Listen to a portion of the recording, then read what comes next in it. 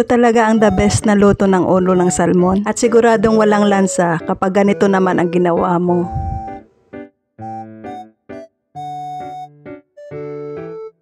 Sadyang malansa talaga ang salmon, lalo na yung ulo nito. At ito ang paraan ko para mawala ang lansa nito. Naglagay nga ako dyan ng konting mantika at ginisa ko na itong bawang at isinunod ko na rin itong sibuyas. Nakadepende na lang talaga kung paano mo lutuin ito para hindi maging malansa. At kung okay na itong bawang at sibuyas, isunod na rin natin itong luya. Mas maraming luya, mas masarap. Naglagay na rin pala ako dyan ng isang kamatis, pero tinanggalan ko ito ng buto. At nilagay ko na rin dyan yung ulo ng salmon. Naglagay na rin ako ng mga pampalasa gaya ng patis, asin at paminta. At ganito nga ang paraan ko sa pagtanggal ng lansa ng salmon ay ang paggisa at paglagay ng maraming luya.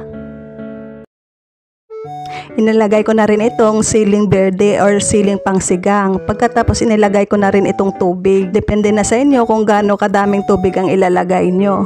Pero sa akin ay okay na ito dahil dalawa lang kami ang kakain. Takpan lang muna natin ito hanggang sa kumulo.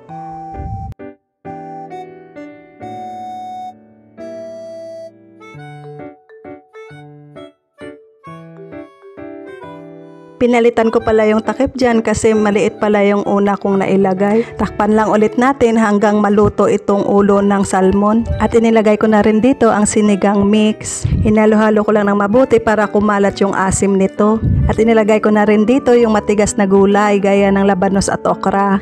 Masarap talaga humigop ng sabaw nito, lalo na ngayon malamig at naulan pa. Madali lang magluto nitong ulo ng salmon, basta linisan mo lang ito ng mabuti para hindi maging malansa. At itong ganitong luto talaga ang alam ko para hindi maging malansa. Takpan lang natin ulit ito para maluto yung labanos tsaka yung okra.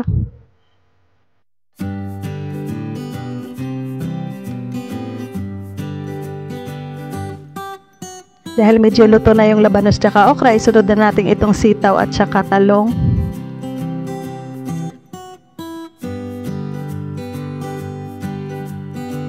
Mekos-mekos lang natin yan at takpan lang natin ulit.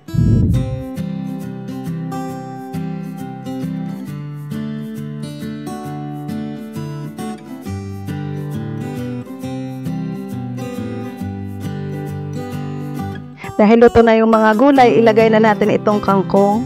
Habang ini-edit ko nga ito, parang nagkikrave na naman ako ng maasim na sabaw. Takpan lang natin ulit ito ng saglit at para maluto ang ating kangkong.